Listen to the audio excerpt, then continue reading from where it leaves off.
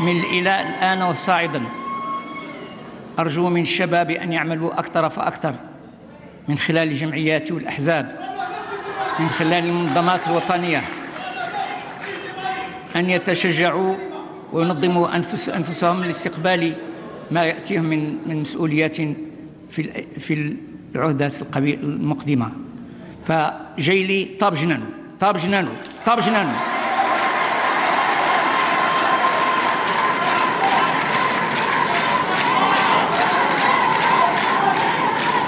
50 سنة من بعد نعمل كل أكاليل الزهر والورود للشهداء والمجاهدين، لكن نقول بأن دورهم انتهى بالنسبة لتسيير البلاد.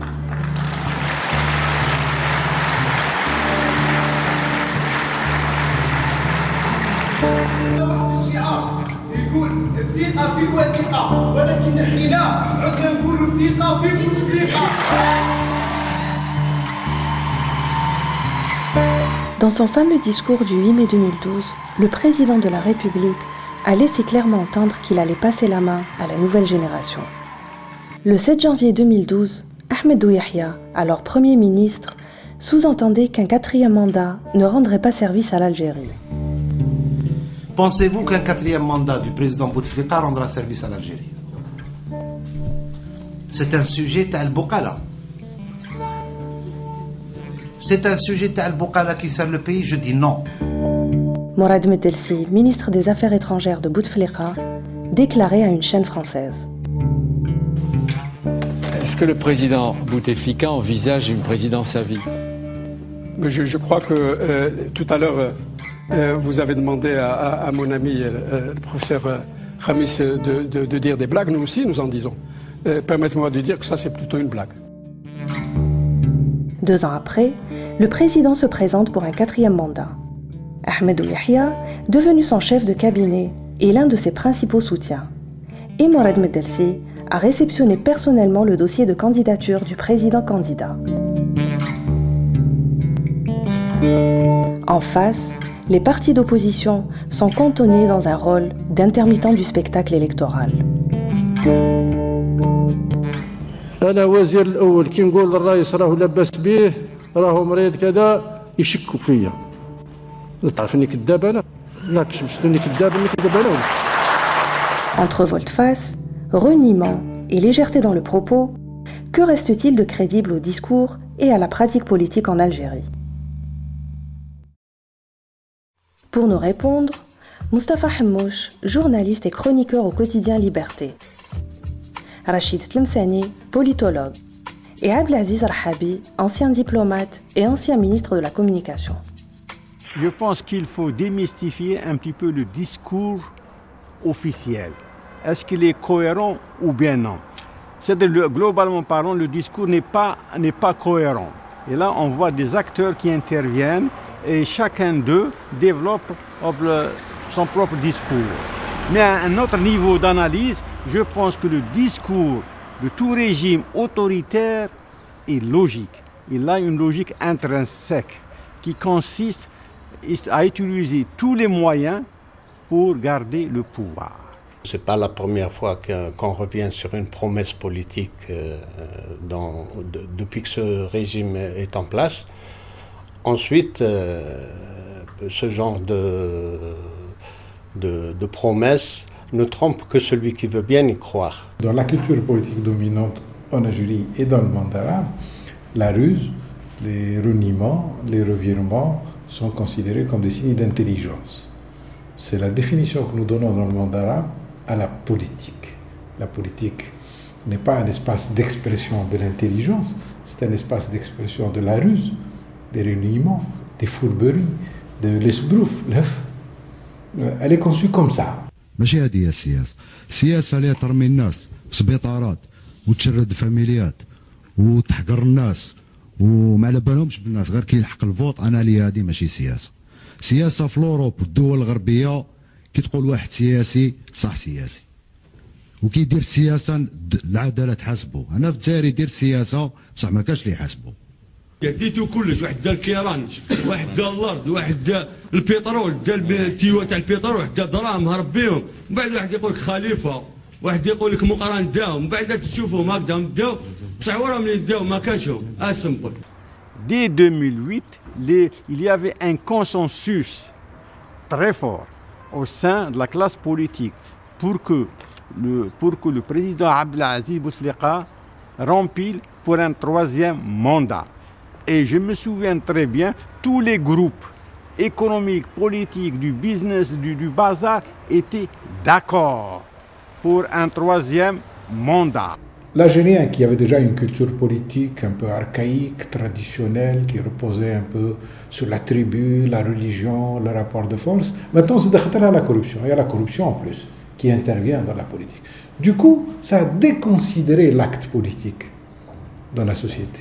L'intrusion massive de l'argent dans l'activité politique, dans l'action politique, dans le comportement politique, fait que le jour où il faudra rompre avec ce système clientéliste, ça sera très difficile.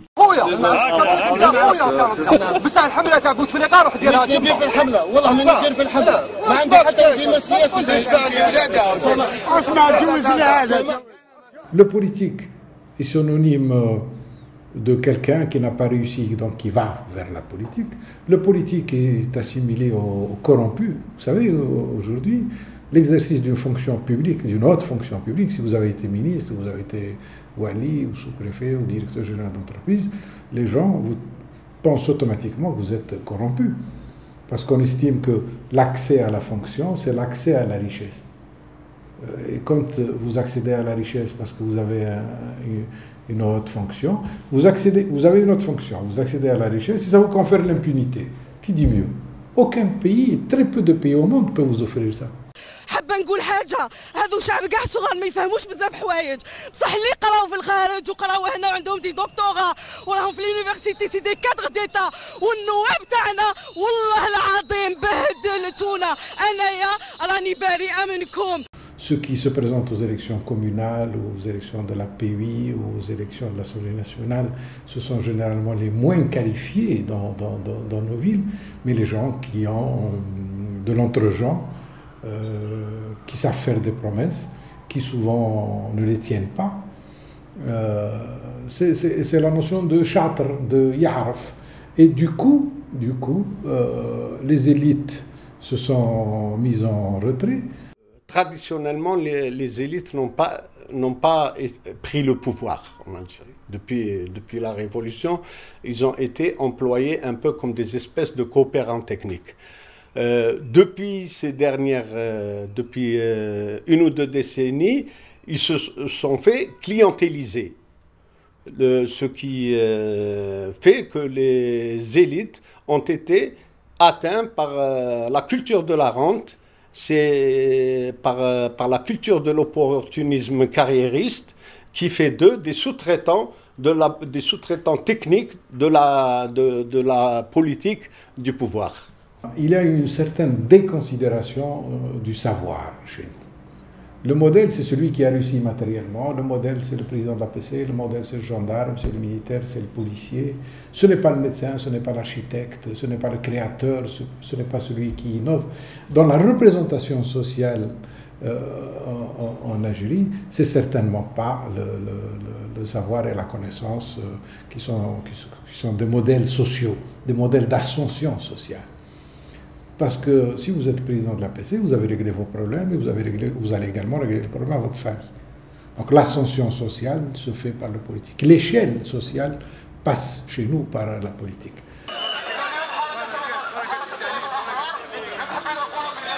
Il faut que la génération de 62 prenne le pouvoir. Elle peut être aidée, pas plus, par leurs aînés qui ont une grande expérience.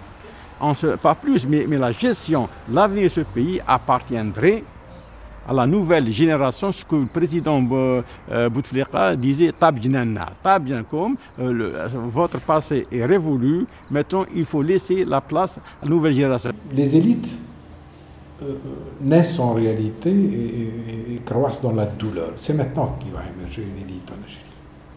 C'est parce que le système est arrivé à sa propre contradiction. Le système va changer fondamentalement cette année il a touché vraiment le sommet de la contradiction. Une société est toujours prête pour un changement quand on lui propose un pouvoir crédible qui est capable de se faire entendre, capable de se faire croire parce qu'il est crédible. Souvenez-vous de l'expérience Boudiaf. En quelques jours, pas en quelques mois, en quelques jours, il a su se faire accepter, c'est le moins qu'on puisse dire, par la société, et parce que la crédibilité et la sincérité ont immédiatement été perçues par la population algérienne. Donc c'est une question de nature du pouvoir. Le peuple est capable de retrouver la confiance et l'espoir pourvu qu'on lui propose des dirigeants crédibles.